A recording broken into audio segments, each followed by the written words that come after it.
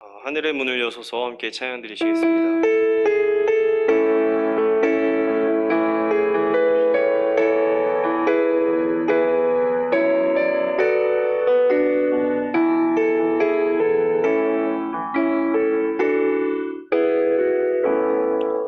하늘의 문을 여소서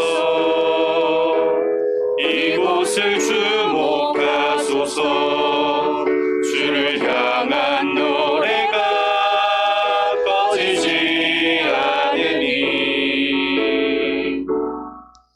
하늘을 열고 보소서. 이곳에 임재하소서.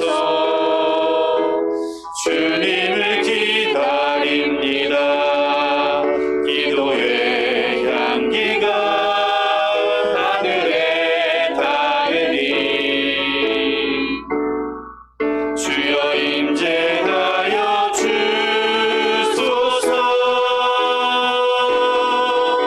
이곳에 오셔서 이곳에 앉으소서. 이곳에서 드리는 예배를 받으소서. 주님의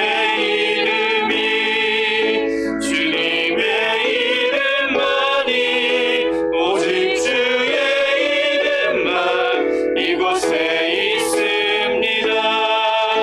이곳에 오셔서 이곳에 앉으소서. 이곳에서 드리는 예배를 받으소서. 주님의 이름만이 오직 주의 이름만 이곳에 있습니다. 주님이 주신 땅으로 한 걸음씩 나아갈 때에 수많은 적들과 견고한 성이 나를 두렵게 하지만 주님을 신뢰함으로 주님을 의지함으로 주님이 주시는 담대함으로 큰 소리 외치며 나아가는 이 산지를 내게 주소서. 그날에 주께서 말씀하신 이제 내가 주님의 이름으로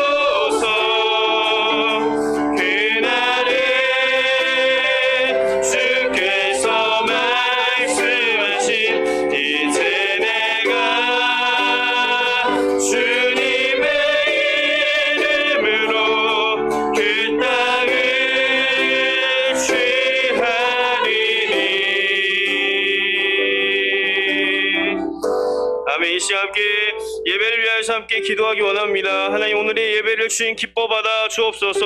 영과 진리로 주님 앞에 예배할 수 있도록 도와주시고, 믿음으로 주님 앞에 나아가서 하나님을 기쁘시게 하는 그런 예배가 될 수 있도록 도와주옵소서. 가정에서 예배드리는 이들도 있습니다. 동일한 성령님의 임재가 가정에도 임하게 하여 주시고, 모두 다 하나님 영과 진리로 주님을 예배할 수 있도록 도와주시옵소서. 아버지 하나님, 한 해도 정말 예배자로 살아갈 수 있도록 도와주시고, 주의 말씀 앞에 겸손하게 서게 하여 주시며, 아멘으로 화답하며 순종으로 나아갈 수 있도록 도와주옵소서. 주여, 한번 우리 기도하시겠습니다. 주여, 하나님 아버지 감사합니다. 오늘도 우리를 예배자로 불러주시고 하나님을 예배하게 하여 주신 주님 너무나 감사합니다. 이 땅에 살아가면서 아버지 하나님, 예배가 우리 삶의 중심이 되며 아버지 우선순위가 되게 하여 주시고, 하나님을 예배하며 이 땅을 살아갈 수 있도록 도와주시옵소서. 주 앞에 나아갈 때마다 우리의 마음 가운데 기쁨과 감사가 넘치게 하여 주시며, 구원의 감격이 넘칠 수 있도록 도와주시옵소서. 성령으로 충만케 하여 주시옵시고, 우리의 마음이 뜨거워지게 하여 주옵소서. 믿음으로 주 앞에 나아가서 주님을 기쁘시게 하는 자들 될 수 있도록 도와주시며, 오늘도 주의 말씀 앞에 겸손하게 설 수 있도록 도와주시옵소서. 가정에서 예배드리는 이들 있습니다. 도야 성령님의 임재가 가정에도 임하게 하여 주시며, 아버지 뜨겁게 주님 앞에 살아있는 예배를 올려드릴 수 있도록 도와주옵소서. 아버지, 예배를 통하여서 아버지의 삶이 변화되게 하여 주시옵시고, 주의 말씀으로 순종으로 나아갈 수 있도록 도와주시며, 거룩하게 이 땅을 살아갈 수 있도록 주의 자녀들 될 수 있도록 도와주시옵소서. 은혜가 풍성하신 아버지 하나님 감사합니다. 한 주간도 저희들을 지키시고 인도하셔서 오늘도 예배 자리에 인도하신 아버지 하나님 감사합니다. 어떤 상황 가운데서도 우리는 예배하겠습니다. 하나님께서 찾으시는 예배자로 서기를 소망합니다.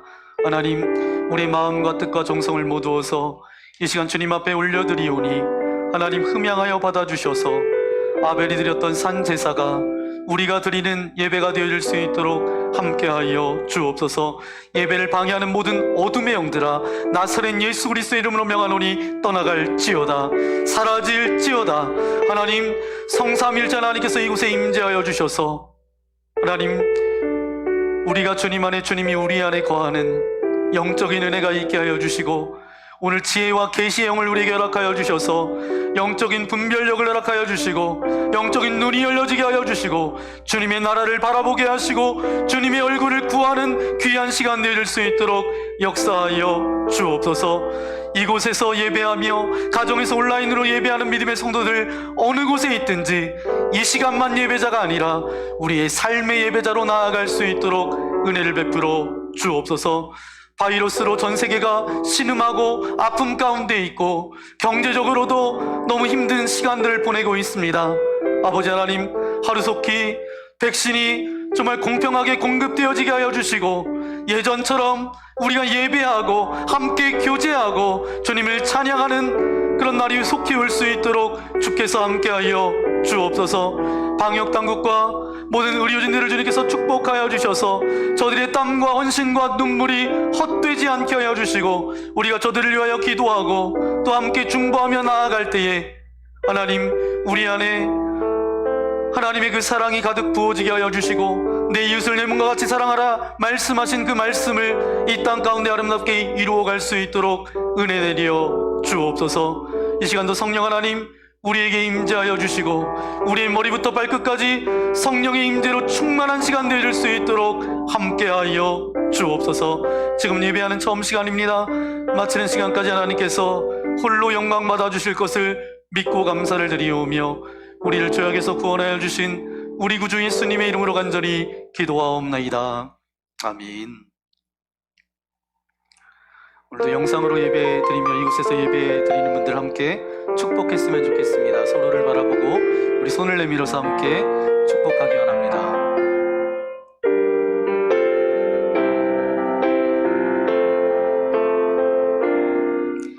너는 샘 곁에 풍성한 나뭇가지, 전능하신 분을 힘입어 살아가는 자.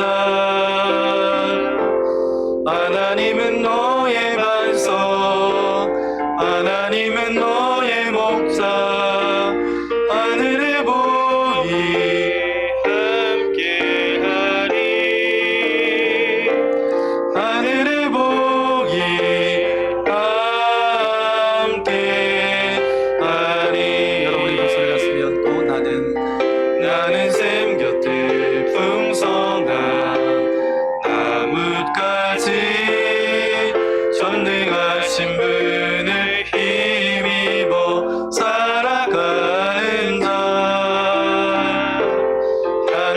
하나님은 나의 반석, 하나님은 나의 목자. 하늘의 복이 함께하리, 하늘의 복이 함께하리, 하늘의 복이 함께하리, 하늘의 복이 함께하리, 하늘의 복이 함께하리, 하늘의 복이 함께하리, 하늘의 복이 함께하리.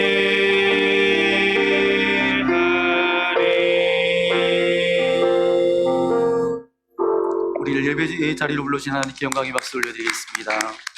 할렐루야. 그리고 이제 월요일부터 내일부터 이제 그게 좀 달라져서 이렇게 이제 좌석에 붙여 놓으려고 합니다. 이제 파란색 자리가 이제 앉는 자리고요. 여기 안에 이제 빨간색 자리가 비워두는 자리인데 스티커를 붙여 놓을 거예요. 그러면 여러분이 그 자리에 이렇게 앉아서 예배 드려주시면 감사하겠습니다. 오늘 우리에게 주시는 하나님의 말씀 함께 찾아보기 원합니다. 신약성경 사도행전 22장 1절부터 21절까지 말씀입니다. 오늘은 화면을 봐도 누가 나오지 않고요. 저와 여러분이 함께 교독했으면 좋겠습니다. 사도행전 22장 1절부터 21절까지 마지막 절은 한 목소리로 함께 읽겠습니다. 부형들아, 내가 지금 여러분 앞에서 변명하는 말을 들으라. 그들이 그가 히브리 말로 말함을 듣고 더욱 조용한지라. 이에 이르되, 나는 유대인으로 길르기야 다소에서 났고 이성에서 자라 가말리엘의 문화에서 우리 조상들의 율법의 엄한 교훈을 받았고 오늘 너희 모든 사람처럼 하나님께 대하여 열심히 있는 자라. 내가 이 돌을 박해하여 사람을 죽이기까지 하고 남녀를 결박하여 옥에 넘겼으니 이에 대제사장과 모든 장로들이 내 증인이라. 또 내가 그들에게서 다메섹 형제들에게 가는 공문을 받아가지고 거기 있는 자들도 결박하여 예루살렘으로 끌어다가 형벌받게 하려고 가더니 가는 중 다메섹에 가까이 갔을 때에 오정쯤 되어 호련히 하늘로부터 큰 빛이 나를 둘러 비침해 내가 땅에 엎드러져 들으니 소리 있어 이르되, 사울아 사울아 내가 왜 나를 박해하느냐 하시거늘 내가 대답하되 주님 누구시니이까 하니 이르시되 나는 내가 박해하는 나사렛 예수라 하시더라. 나와 함께 있는 사람들이 빛을 보면서도 나에게 말씀하시는 이의 소리는 듣지 못하더라. 내가 이르되 주님 무엇을 하리이까? 주께서 이르시되 일어나 다메섹으로 들어가라. 내가 해야 할 모든 것을 거기서 누가 이르리라 하시거늘 나는 그 빛의 광채로 말미암아 볼 수 없게 되었으므로 나와 함께 있는 사람들의 손에 끌려 다메섹에 들어갔노라. 율법에 따라 경건한 사람으로 거기 사는 모든 유대인들에게 칭찬을 듣는 아나니아라 하는 이가 내게 와 곁에 서서 말하되, 형제 사울아 다시 보라 하거늘 그가 즉시 그를 쳐다보았노라. 그가 또 이르되, 우리 조상들의 하나님이 너를 택하여 너로 하여금 자기 뜻을 알게 하시며 그 의인을 보게 하시고 그 입에서 나오는 음성을 듣게 하셨으니 내가 그를 위하여 모든 사람 앞에서 내가 보고 들은 것의 증인이 되리라. 이제는 왜 주저하느냐? 일어나 주의 이름을 불러 세례를 받고 너희의 죄를 씻으라 하더라. 후에 내가 예루살렘으로 돌아와서 성전에서 기도할 때에 황홀한 중에 봄에 주께서 내게 말씀하시되 속히 예루살렘에서 나가라. 그들은 내가 내게 대하여 증언하는 말을 듣지 아니하리라 하시거늘 내가 말하기를 주님 내가 주를 믿는 사람들을 가두고 또 각 회당에서 때리고 또 주의 증인 스데반이 피를 흘릴 때에 내가 곁에 서서 찬송하고 그 죽이는 사람들의 옷을 지킨 줄 그들도 아나이다. 나더러 또 이르시되 떠나가라. 내가 너를 멀리 이방인에게로 보내리라 하셨느니라. 아멘. 오늘 사도행전 22장 1절부터 21절까지 말씀 가지고 영적 자존심이라는 제목을 가지고 하나님의 말씀을 여러분 들으실 때에 로고스의 말씀이 레마의 말씀, 여러분의 말씀으로 들려지는 그런 귀한 시간 되시기를 예수님의 이름으로 간절히 축원합니다. 예전에 나왔던 책인데 죽을 때 후회하는 25가지라는 책이 있습니다. 여러분 읽어보신 분들도 계시겠지만 많은 사람들이 이 책을 구매해서 그렇게 읽은 것으로 기억이 됩니다. 이 책에 보니까 1000명의 죽음을 지켜봤던 호스피스 전문 의사가 자기가 경험했던 것을 토대로 이 책을 이렇게 엮어갔습니다. 이 책에 보니까 이 의사분이 깨닫게 된 것은 사람들이 죽을 때 이런 후회, 저런 후회를 많이 하다가 죽는다라는 것입니다. 그래서 그것을 25가지로 분류해 놨어요. 저도 이 책을 읽으면서 내린 결론은 무엇인가 하면 사람이 대부분 죽을 때 자기의 삶에 대한 후회가 있다는 것입니다. 그래서 저는 가끔 이제 교인들 중에 또 교인들 가족 중에 그렇게 하나님의 품으로 먼저 가시는 분들이 계셔서 장례 예배를 인도하고 또 많은 죽음 앞에 그렇게 서게 될 때마다 느끼는 것은 나의 마지막은 어떻게 살아갈 것인가. 그러면서 종종 제가 가끔 생각합니다. 나의 마지막 죽음을, 저의 마지막 죽음을 상상해 볼 때가 있습니다. 저는 이런 차원에서 죽기 직전의 말이 이런 말이 되었으면 좋겠더라고요. 나는 죽어도 여한이 없습니다. 하나님 나라에서 만납시다. 이렇게 좀 가족들과 또 믿음의 교우들 앞에서 하나님의 부름 가운데 나는 죽어도 여한이 없습니다. 나중에 하나님의 나라에서 만납시다. 이렇게 하면 얼마나 좋을까라는 생각을 해보게 됩니다. 그런데 오늘 바울을 보니까 바울이 참 부러운 사람이에요. 디모데후서 4장 7절 8절 말씀해 보니까 바울은 이렇게 말하고 있습니다. 우리 함께 읽겠습니다. 시작. 나는 선한 싸움을 싸우고 나의 달려갈 길을 마치고 믿음을 지켰으니 이제 후로는 나를 위하여 의의 면류관이 예비되었으므로 주 곧 의로우신 재판장이 그날에 내게 주실 것이며 내게만 아니라 주의 나타나심을 사모하는 모든 자에게 두니라. 아멘. 삶의 마지막임을 직감했던 이 바울의 고백과 간증을 보면 어떤 자신감과 당당함, 이것이 부럽습니다. 인생의 마지막 시점에서 바울처럼 후회 없는 그런 믿음의 고백을 할 수 있는 저와 여러분 되기를 예수님의 이름으로 간절히 소망합니다.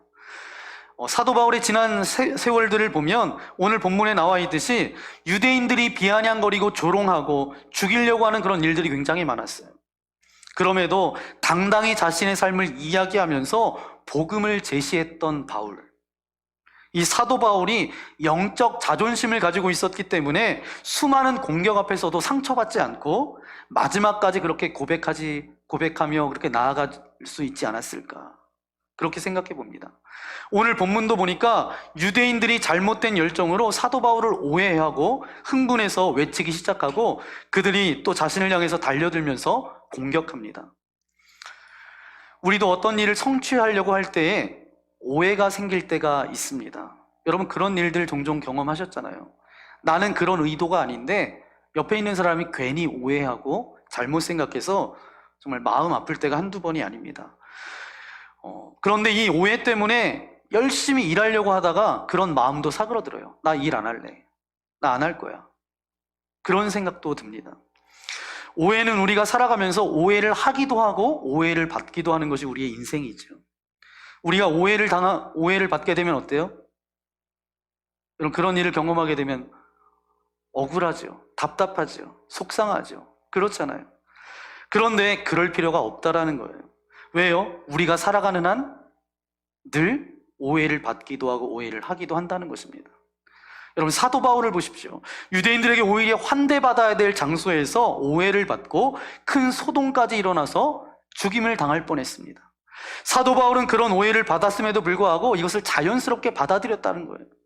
계속해서 그 놀라운 복음을 전하고 그 선교의 여정을 감당해 나아갑니다. 우리도 오해받는 것을 억울해하고 속상해하고 이상하게 여길 필요가 없습니다. 하지만 우리가 오해한 것에 대해서는 이상하게 생각하지 않으면 안 됩니다. 아셨죠? 그래서 오해하여 미리 판단하고 정죄하는 이런 실수를 하지 않기를 소망합니다. 오늘 본문을 보니까 사도 바울의 간증의 스토리예요. 자기 자신의 이야기입니다. 바울은 로마 군대에게 끌려가는 도중에 천부장에게 요청합니다. 내가 이 백성들에게 할 말이 많습니다. 나에게 좀 말 좀 하게 해달라고. 바울은 그렇게 이야기해요.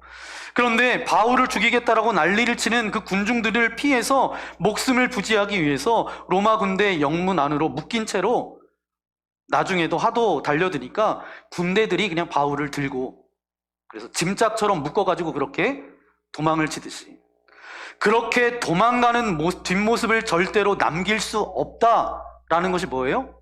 영적 자존심이에요. 여러분, 죽을 뻔한 상황 속에서 그런 상황 가운데 처하게 된다면, 그때 여러분이 말을 하게 된다면 어떻게 하실 거예요? 네, 억울합니다. 살려주세요. 나는 그런 일을 하지 않았습니다. 내가 왜 이런 일을 당하는지 모르겠습니다. 이렇게 얘기할 거 아니에요. 그런데 사도 바울은 어땠어요? 이런 기회를 통해서 복음을 전했다는 거예요. 여러분, 우리가 인간적인 자존심을 세울 필요가 없습니다. 우리가 자존심이 상하게 되면 그것 때문에 굉장히 힘들어가 아파하지만 자존심 세울 필요 없어요.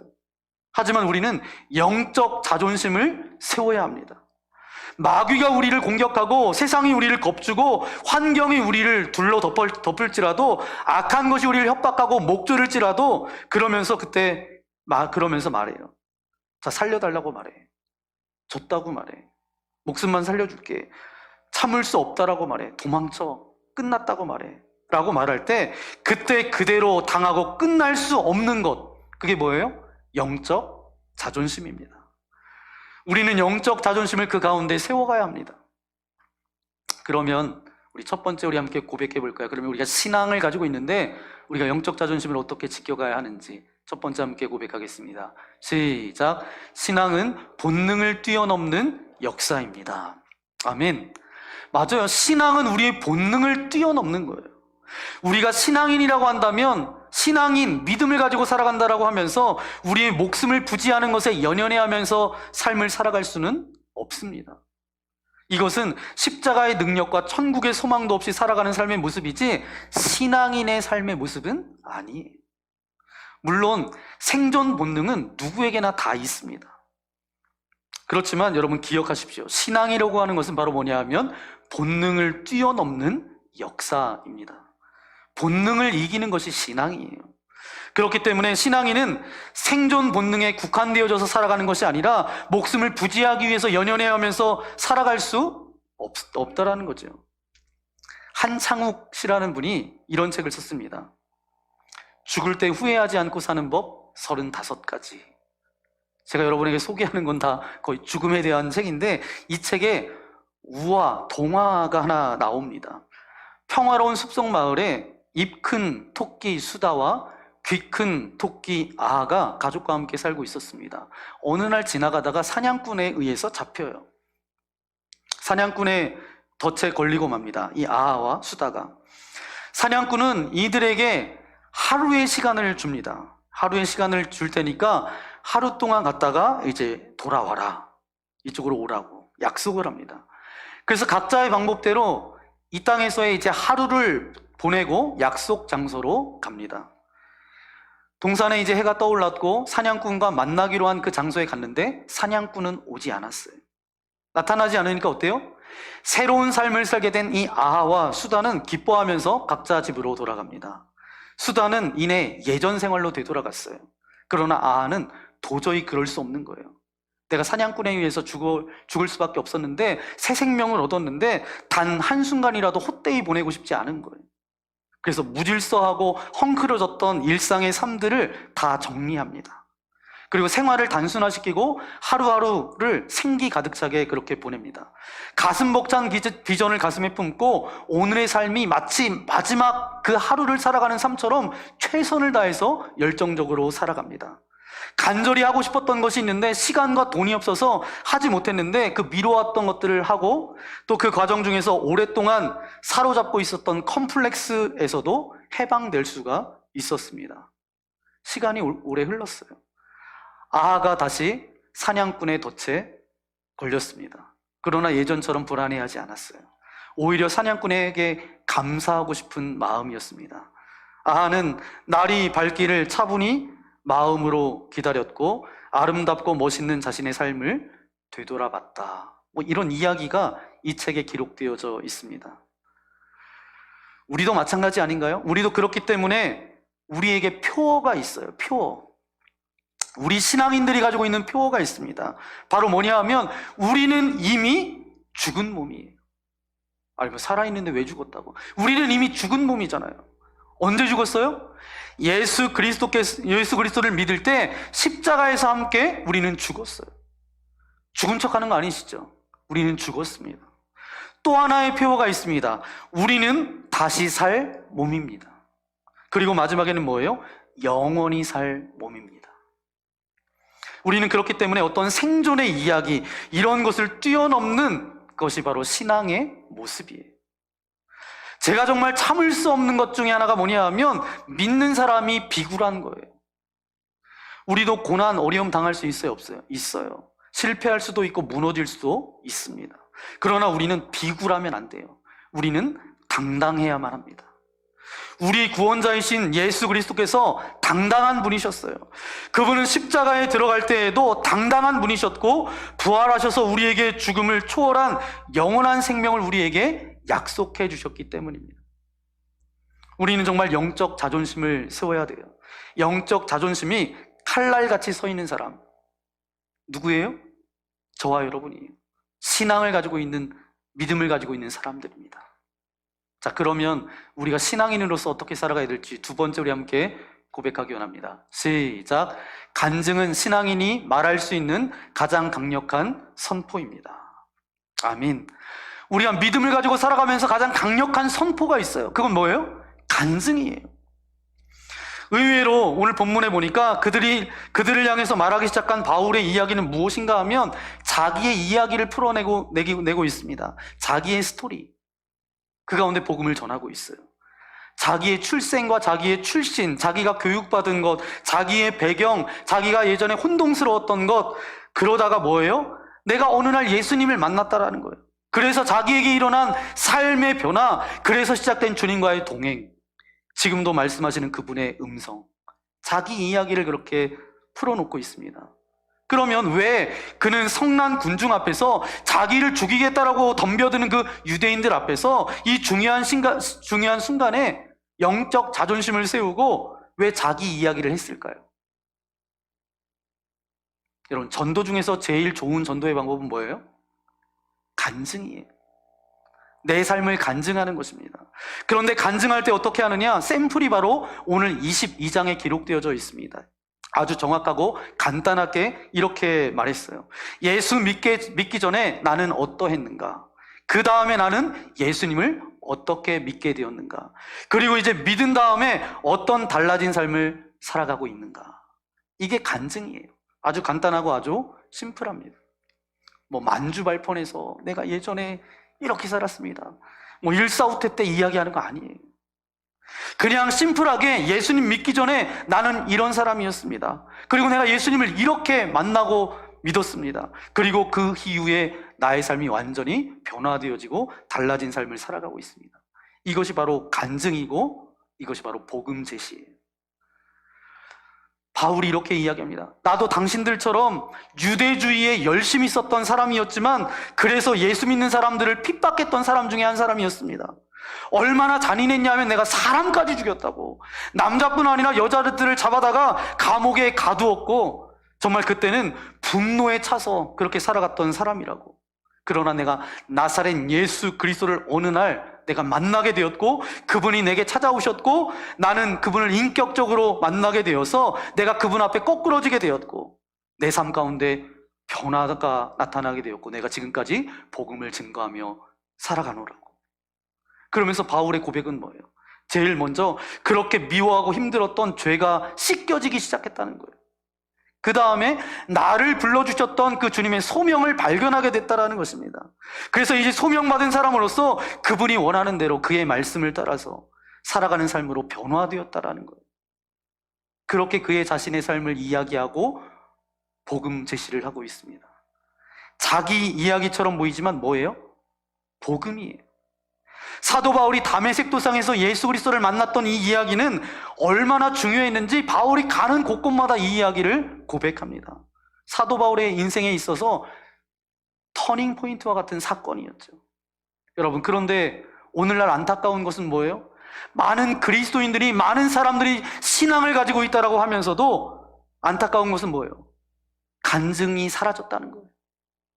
간증을 잃어버렸다라는 거예요. 여러분 어떠신가요? 우리가 간증이 어렵다라고 생각합니다. 여러분, 간증하면 대부분의 사람들이 이렇게 생각하신대요. 큰 병에 걸렸다가 나으면 그게 아주 큰 간증이고, 뭐 신비한 일, 그냥 일반적인 게 아니라 뭘 이렇게 뛰어넘어서 신비한 것을 체험한 것, 그것이 간증, 그 정도 돼야 간증쯤 된다라고 많은 사람들이 생각한다는 거예요. 아니에요. 여러분, 간증의 출발은 예수님을 만나 죄를 깨닫는 것부터 시작됩니다. 간증의 간은 뭐예요? 범할 간이에요.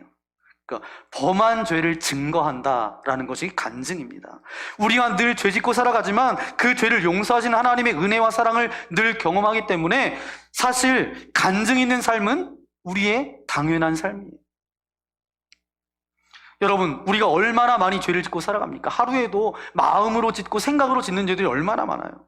그런데 간증이 없다라는 것은 뭐예요? 역으로 하나님의 은혜와 사랑을 경험하지 않고 살아간다는 것입니다. 이것은 우리의 신앙에 빨간불이 들어온 것이죠. 사도 바울이 그 당시 유대인들이 자기 자신을 소개하는 일반적인 형식이 있었습니다. 유대인들은 깜짝 놀랐어요. 사도 바울이 자기에 대해서 이렇게 이야기하는데 깜짝 놀랐습니다. 3절 말씀인데 함께 읽도록 하겠습니다. 시작. 나는 유대인으로 길르기아 다소에서 났고 이 성에서 자라 가말리엘의 문화에서 우리 조상들의 율법에 엄한 교육을 받았고 오늘 너희 모든 사람처럼 하나님께 대하여 열심히 있는 자라. 아멘. 바울의 출생부터 유대인이었고 뭐예요? 다소 지역.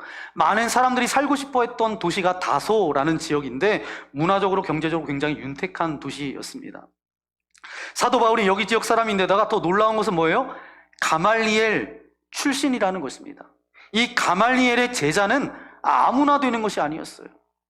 우리나라에서 가장 학식 있는 사람보다 더 높은 위치다라고 생각하시면 됩니다. 그러니까 사도 바울은 당신들이 지금 유대주의로 인해서 그렇게 흥분하고 난리치고 광분하고 있지만 뭐라는 거예요? 나도 전에 그랬다는 거예요. 나도 똑같이 그런 문제를 가지고 있었던 사람이었다라는 거예요. 하지만 그러나 결국 그것은 죄 때문에 그런 것 아니냐. 예수 그리스도를 만나면 당신들도 예수 그리스도를 경험하면 달라지게 될 것입니다. 이제 그분과 함께 살아갈 수 있는 삶을 살아갈 거고 여러분의 인생도 새로운 삶, 아름다운 삶을 살아갈 수 있습니다. 그렇게 자신의 이야기를 하면서 복음을 제시했다라는 거예요. 아주 절묘하고 그러면서도 아주 분명한 그런 복음 제시를 했습니다. 사도 바울이 말하고 있는 것은 뭐예요? 자기의 스토리, 자기의 이야기예요. 동시에 뭐예요? 복음을 전하고 있습니다. 이것은 간증이에요. 그것은 정확하게 말하면 자신의 이야기일 뿐만 아니라 진짜는 누구 이야기예요? 주님이 자기의 삶 가운데 역사하셨던 주님의 이야기예요. 이것은 정말 놀라운 간증입니다. 복음의 제시였어요. 그래서 간증은 신앙인이 말할 수 있는 가장 강력한 선포입니다. 자, 그런데 이렇게 자기의 이야기를 통해서 복음을 제시하면 기대하기는 이렇게 복음이 제시되었으면 그들이 듣다가 갑자기 그랬군요. 그래서 은혜를 받아서 눈물을 흘려가면서 들었던 돌을 내려놓으면서 미안합니다. 우리가 정말 큰일 날 뻔했군요. 뭐 이렇게 얘기해야 되잖아요. 그런데 그 결과가 어떻게 됐어요? 이 돌을 들고 우리가 잘못했어요. 미안해요. 뭐 이렇게 얘기해야 되는데 그들의 반응은 회개하고 뭐 그런 반응이 아니었어요. 22절 말씀입니다. 그들의 반응이죠. 함께 읽겠습니다. 시작. 이 말하는 것까지 그들이 다 듣다가 소리질러 이르되 이러한 자는 세상에서 없애버리자 살려둘 자가 아니라 하여. 아멘. 아무리 감정을 억제하고 이 말씀을 읽으려고 해도 얼마나 험악한 말인지. 이러한 자를 뭐예요? 어떻게 한다고요? 세상에서 없애버리자. 살려둘 자가 아니다. 아니 도대체 무슨 말을 했다라고 이런 반응을 이렇게 보이죠? 바울이 그 백성들을 부를 때 뭐라고 이야기하냐면 뭐라고 불러요? 호칭을? 22장 1절에 보니까 부형들아 라고 그렇게 부릅니다. 여러분, 사람들은 호칭을 어떻게 불러주냐에 따라서 그 한마디에서 마음이 바뀌는 것이 사람의 마음이죠. 뭐라고 불렀느냐에 따라서 마음이 뒤집히기도 하고요, 마음 가운데 기쁨이 있기도 합니다. 그것이 바로 사람이에요. 지금 이제 목회에서 은퇴하신 목사님이신데 남서울 은혜교회를 개척하셔서 목회하셨던 홍정길 목사님이라는 분이 계십니다. 이 목사님은 선교 단체에서 그렇게 훈련받고 그렇게 사역했던 분이세요. 그런데 이분이 이제 목회 현장, 교회로 들어와서 이제 목회를 하시게 됐습니다. 근데 목회를 하다 보니까 선교 단체에 그런 영성이 있기 때문에 이제 그쪽으로만 이제 목회를 하시는 거예요. 그러니까 손길이 미치지 못하는 곳이 있었어요. 그곳이 어디였었냐 하면 교회 안에 권사회가 있었습니다. 권사님들의 모임이죠. 근데 여기에 문제가 생겼어요. 왜냐하면 목사님은 선교단체 출신이기 때문에 청년들만 좋아한다는 거예요. 청년들이 어디 모이면 거기 가서 계속 모이고 그들과 함께 하는데 우리 권사회에는 한 번도 오시지 않는다는 거예요. 그래서 이 권사님들이 아주 삐졌어요. 그럼 권사님들이 화나면 얼마나 무서운지 아세요? 저는 모르는데 이 목사님이 굉장히 무섭다는 거예요. 그래서 이제 어쨌든 권사님들이 삐져가지고 그렇게 서로 막 이야기하는데 마음속으로 가지고 있던 것을 입 밖으로 막 꺼내면서 목사님이 그럴 수 있느냐고, 젊은 것들만 좋아하고 우리는 나이 먹었다고 우리를 찾지도 않는다고 화가 났어요. 이제 그렇게 말하는 소리를 부목사님이 들은 거예요. 그래서 담임 목사님한테 달려간 거죠. 이 홍목사님한테 달려가서 큰일 났습니다. 권사님들이 삐져서 상황이 도대체 이거 큰일 났습니다. 심각합니다. 그랬더니 이제 홍목사님이 이 권사님들이 모임인 권사회에 갔어요. 이렇게 다 이렇게 앉아 계신데 홍목사님이 이렇게 단에 올라가셔서 처음 그들에게 뭐라고 말씀했는지 아세요? 누님들 이렇게 얘기했대요. 그랬더니 그것으로 끝났대요. 그냥 삐졌던 그 권사님들이 그냥 다 마음이 녹아져서 그 다음부터는 그런 마음 가지고 있었던 분이 없었다는 거예요. 호칭 한마디로 사람을 바꿀 수가 있어요. 부영들아, 그래서 부른 거죠. 보통 마음이 바뀔 수 있는 것처럼 보이지만 그러나 문제는 상대가 그렇게 녹록하지 않다라는 거예요. 그를 향해서 공격하는 유대인들은 그냥 감정이 상한 것만이 아니었다라는 거예요. 사실 그들 뒤에 있었던 것은 뭐예요? 악이에요, 악. 마귀가 역사하고 있었어요. 여러분, 악이라고 하는 것은 한두 마디에 의해서 바뀔 수 있는 것이 아닙니다. 여러분, 만약에 죄가, 만일 그런 것으로 바뀔 수 있다라고 한다면 예수님께서 이 땅 가운데 오셔서 십자가를 지실 이유가 없지요. 왜 죽으셨겠어요? 그렇게 바뀔 거면 그렇지 않잖아요. 왜 유대인들이 이렇게 흥분을 했느냐? 이유가 없어요. 설명도 안 돼요. 이것은 뭘 말하는가 하면 무슨 말을 해도 그들은 설득당하거나 바뀌지 않는다라는 것이에요. 그들이 이미 공격하기로 결정한 사람들이고 그렇게 하도록 뒤에서 악이 조종하기 때문에 무슨 말을 한다 해도 그들은 바뀌지 않아요? 안 바뀌어요. 여러분, 사실 바울 사도도 이제 이 점에 대해서 잘 알고 있었어요. 그는 유대인들과 너무 많이 부딪혀 왔기 때문에 그들의 속성을 이미 잘 알고 있었습니다. 자, 그런데 왜 그들 앞에서 바울은 자기 이야기를 말하고 있는 것인가? 그 이야기를 암만 해도 저들이 바뀌지 않을 것을 알고 있으면서도 왜 자기 이야기를 말하고 있었을까? 그것은 세 번째 이유가 있습니다. 함께 고백하겠습니다. 시작. 복음이 때때로 연약해 보이기도 하지만 그러나 언제나 아멘. 맞아요. 복음이 때때로는 연약해 보이지만 뭐예요? 그러나 언제나 정답입니다. 사도 바울의 간증에도 불구하고 상황이 하나도 바뀐 것은 없습니다. 현실 앞에 그냥 연약해 보이는 거예요. 이것은 사실입니다. 성경을 보거나 제 자신의 삶을 경험해 보거나 주변의 사람들을 볼 때 복음은 상황 속에서 적절한 대답이 아닐 경우가 너무도 많아요. 문제 해결하고는 전혀 상관없이 보일 때가 너무도 많습니다. 여러분 생각해 보세요. 현실적으로 사업이 어려워서 무너져가고 있는데 복음이 거기에 무슨 대답이 돼요? 무슨 힘이 있어요, 거기에? 지금 몸이 아파서 죽고 사네 그러고 있는데 복음이 무슨 힘이 있습니까? 지금 관계가 깨져서 너무 아프고 힘들고 고통스러운데 복음이 도대체 무슨 역사를 일으킬 수 있겠어요? 예수가 십자가에서 나를 위해 돌아가셨다라는 그 이야기가 도대체 무슨 역사를 일으킬 것 같아요? 복음은 정말 연약해 보여요. 현실성이 없어 보여요, 어떤 면에서. 그런데 복음은 그렇기 때문에 해결책이 아닌 것처럼 보입니다. 그러다 보니까 사람들이 쓰는 말 중에 이런 말을 많이 씁니다. 예수 믿으면 밥 먹여주냐고. 교회 나가서 내가 예수님을 믿으면 밥 먹여주냐고. 이렇게 이야기해요. 지나가는 말처럼 하지만 이것은 굉장한 메시지예요. 복음이라는 것이 현실적인 대답이 되느냐? 그 말입니다. 하지만 그렇지 않습니다. 복음의 이야기는, 이 간증의 이야기는 연약한 것도 아니고 타당하지 않은 이야기도 아닙니다. 이것은 가장 강력한 것이고 가장 근본적인 해결이라고 저는 믿습니다. 아멘?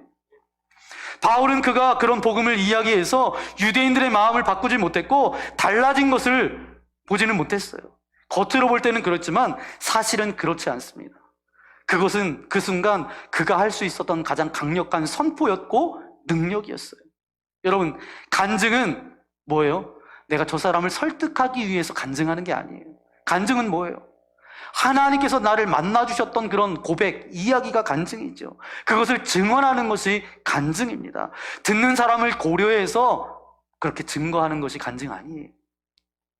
언뜻 볼 때 왜 갑자기 거기서 돌아서 가지고 그런 말을 하고 있나? 그럴지 모르겠지만 그 순간 그가 할 수 있었던 가장 강력한 선포, 가장 강력한 능력은 바로 뭐예요? 복음이었어요. 바울 사도가 로마서 1장 16절 말씀해 보니까 이렇게 말하고 있습니다. 내가 복음을 부끄러워하지 아니하노니, 내가 복음을 부끄러워하지 아니하노니 이 복음은 모든 믿는 자에게 구원을 주시는 하나님의 능력이 됨이라. 이 말씀은 무슨 뜻이에요? 이 의미는 복음이 어울리지 않는 것처럼 보이는 상황이 있지만 세상이 볼 때 복음이 도대체 무슨 답이 되겠느냐 말할지 모르겠지만, 그래서 사람들은 그 상황에서 복음을 말하는 것이 부끄러운 것이라고 말할지 모르겠지만, 그러나 나는 믿습니다. 나는 믿노라. 복음이 연약해 보이지만 그러나 복음이 정답이다. 내 가정의 모든 문제의 정답이고 내 삶의 모든 문제의 정답이고 내 꿈의 해답이 복음이다. 나의 모든 행복의 정답이다 라는 것을 저는 믿습니다. 내가 복음을 부끄러워하지 아니하노니 이 복음은 모든 믿는 자에게 구원을 주시는 하나님의 뭐가 된다고요? 능력이 된다고요.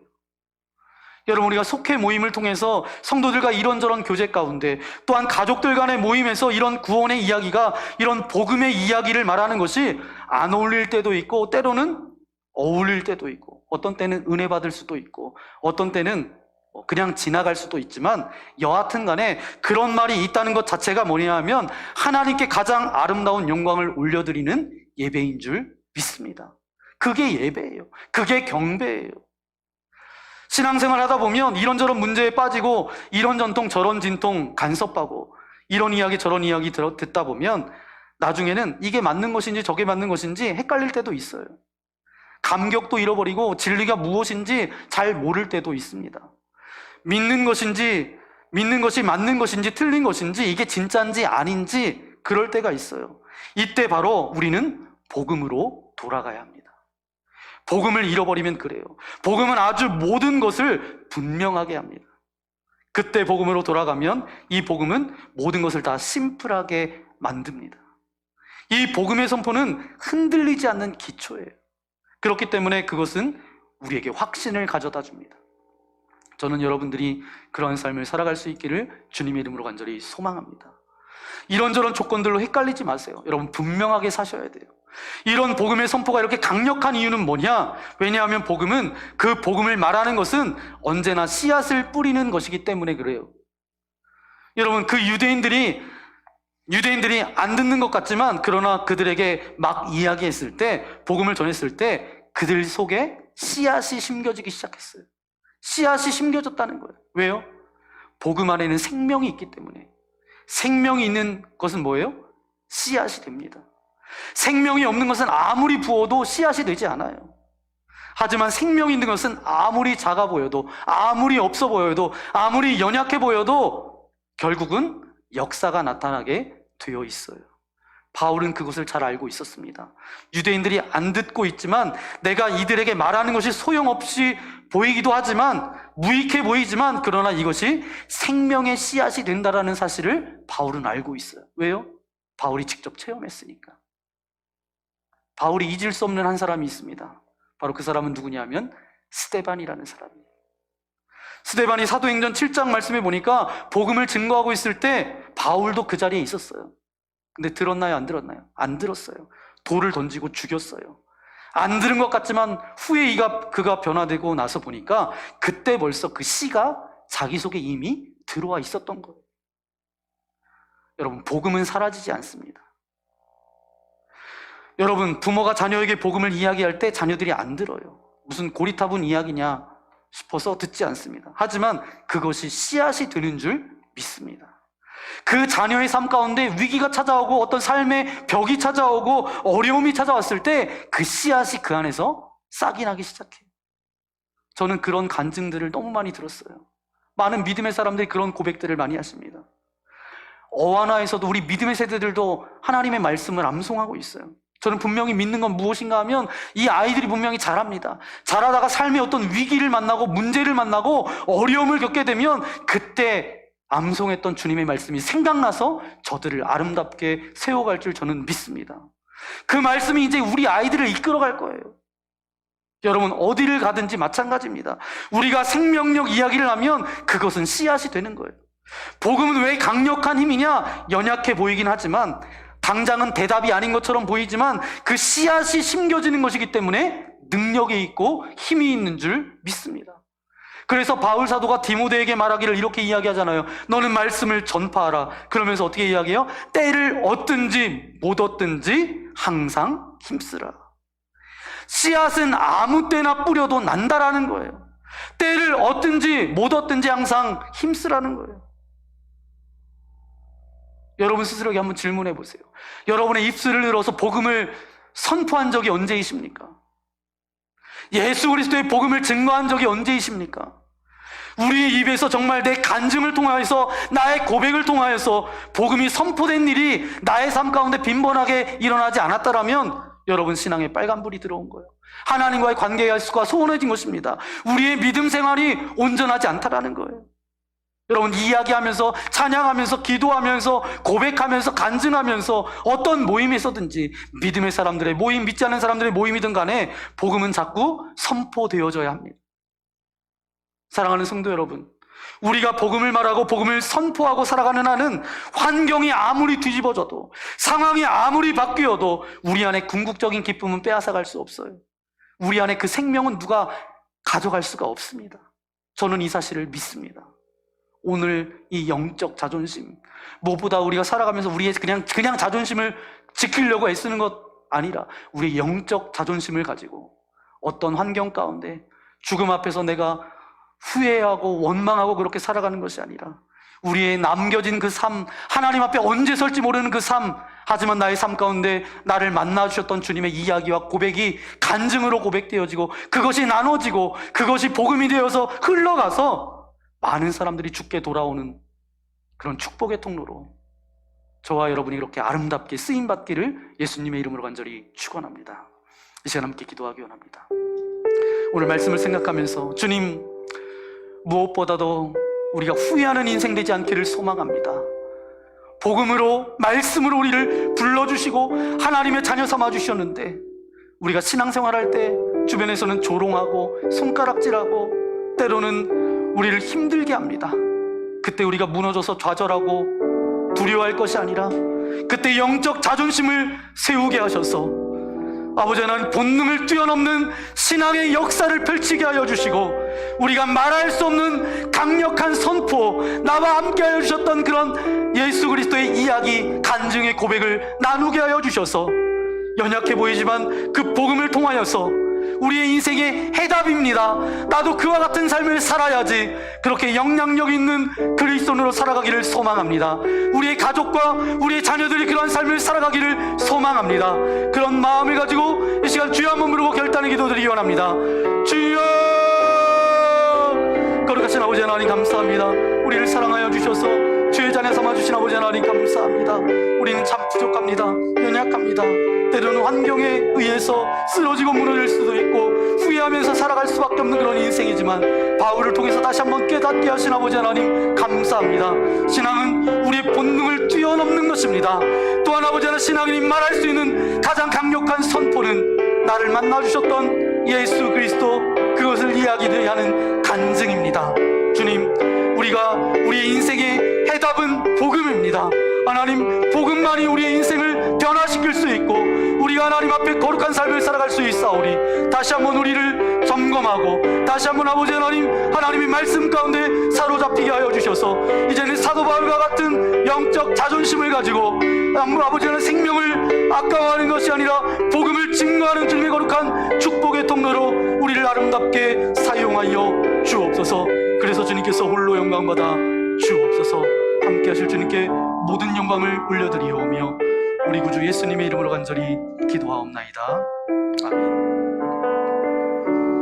이 시간 말씀을 생각하면서 우리 함께 찬양하기 원합니다. 주님, 나의 앞길 가운데 하나님께서 함께하여 주셔서 주님을 신뢰함으로, 주님을 의지함으로, 주님이 주시는 담대함으로 그렇게 나아가겠습니다.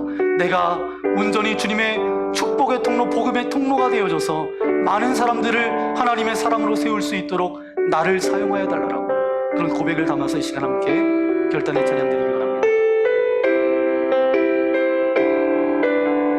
주님이 주신 땅으로, 주님이 주신 땅으로 한 걸음씩 나아갈 때에 수많은 적들과 견고한 성이 나를 두렵게 하지만 주님을 신뢰함으로, 주님을 의지함으로, 주님이 주시는 담대함으로 큰 소리 외치며 나아가는 이 산지를 내게 주소서. 그날에 주께서 말씀하신 이제 내가 주님의 이름으로 그 땅을 취하리니 이 산지를 내게 주소서. 그날에 주께서 말씀하신 이제 내가 주님의 이름으로 그 땅을 취하리니. 그렇습니다. 아버지 하나님, 오늘 우리에게 주의 말씀 들려주신 아버지 하나님 감사합니다. 주님의 말씀을 들을 때마다 이것이 우리 안에 30배, 60배, 100배의 열매를 거둘 수 있도록 하나님 은혜 내리어 주옵소서. 단순히 귓가에 들려지는 말씀이 아니라 나의 중심 가운데 아로 새겨지는 말씀 되게 하여 주옵소서. 우리가 이 땅을 살아가면서 정말 좌절하거나 비굴하게 살아가지 않게 하여 주시고 겸손당당하며 그렇게 나아갈 수 있도록 우리에게 날마다 십자가의 능력과 이 복음의 능력을 가지고 살아갈 수 있도록 역사하여 주옵소서. 조롱하며 무시하며 죽이려고 했던 그 유대인들에게 틈만 나면 복음을 전하려고 했던 그 사도 바울을 바라보면서 우리의 인생이 그런 인생 되어지기를 소망합니다. 본능대로 살아가지 않게 하시고 눈에 보이는 대로 살아가지 않게 하여 주시고 주의 나라를 위하여 살아갈 수 있도록 역사하여 주옵소서. 이미 내게 찾아오셔서 나를 만나주셨고 하나님의 사람으로 세워주신 주님 감사합니다. 내가 만난 주님, 그것을 우리가 간증으로 고백하며 나아갈 수 있도록 수많은 간증들로 채워 주옵소서. 복음만이 우리의 인생의 해답입니다. 이것만이 우리의 정답입니다. 우리의 이 고백과 우리 나눔을 통하여서 아직도 주님과 멀어져서 세상 가운데 살아가는 영혼들에게 그 복음을 선포하는 인생 되게 하여 주시고 복음을 증거하는 인생 되어지게 하시고 그 복음의 씨앗을 심는 자들 되어줄 수 있도록 역사하여 주옵소서. 그래서 내가 은혜에 종착역되지 않게 하시고 그 은혜를 흘려보내는 축복의 통로로, 은혜의 통로로, 사랑의 통로로 나를 사용하여 주옵소서. 우리 가정을 사용하여 주옵소서. 우리의 자녀를 사용하여 주옵소서. 우리 교회를 사용하여 주옵소서. 그래서 주님의 나라가 이 땅 가운데 아름답게 세워질 수 있도록 역사하여 주옵소서. 오늘 주님 앞에 예배를 드리며 귀한 물질을 주님 앞에 올려드립니다. 우리의 마음과 정성이고 삶이 오니 흠양하여 받아주시고, 우리가 빈궁이나 곰핍 가운데 거하지 않고 날마다 풍성한 삶을 살아갈 수 있도록 우리와 함께하여 주옵소서. 특별히 이곳에 나올 때 마음의 근심과 염려와 두려움과 어떤 섭섭함과 어떤 좌절과 어떤 비굴함을 가지고 나왔습니까? 나사렛 예수 그리스도 이름으로 명하노니 떠나갈지어다, 사라질지어다. 오늘 로고스의 말씀이 레마의 말씀으로, 나의 말씀으로 받아싸우니 하나님 지혜와 계시의 영을 허락하여 주셔서 이 땅 가운데 믿음의 그 길을 걸어가기에 부족함이 없도록 우리와 함께하여 주옵소서. 육체적인 연약함을 가지고 있는 이들이 있습니까? 질병이 있는 이들이 있습니까? 주님의 능력의 오른손으로 안수하여 주실 때 모든 질병과 아픔들은 떠나갈지어다, 사라질지어다. 아버지 하나님, 그 아픈 육신만을 바라보지 않게 하여 주시고 믿음의 주에 온전케 하시는 주님을 바라볼 수 있도록, 영적인 눈이 띄어질 수 있도록 우리와 함께하여 주옵소서. 정말 우리가 살아보지 않은 시대를 살아가고 있습니다. 더욱더 믿음 잃지 않게 하시고 하나님과의 관계의 줄을 놓지 않게 하여 주시고, 어느 곳에 있든지 참된 예배자로 그리스도로 걸어갈 수 있도록 은혜 내리어 주옵소서. 이제는 성부, 성자, 성령 하나님의 자비하심과 함께하심이 오늘 예배를 드리며 또 주의 말씀을 들으며 영적 자존심을 가지고 나에게 부어주셨던, 나를 만나주셨던 그 고백들을 간증하며 선포하며 나아가겠습니다 라고 결단하는 주의 자녀들 머리머리 위에, 저들의 가정과 직장과 교회와 이 나라와 세계 열방 위에 이제로부터 영원토록 함께하옵시기를 간절히 축원하옵나이다. 아멘.